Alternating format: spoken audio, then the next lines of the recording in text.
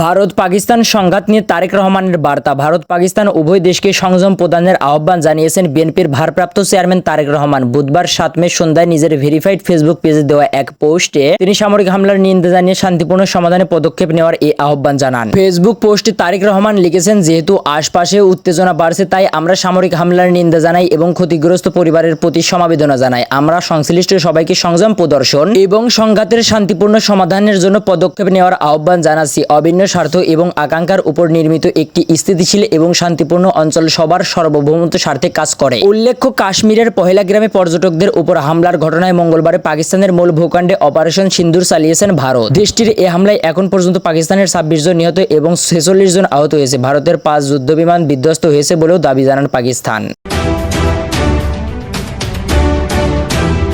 দেশবাণীর পরবর্তী আপডেট সংবাদের জন্য চ্যানেলটিকে সাবস্ক্রাইব করে বেল আইকনটিকে বাজিয়ে রাখুন।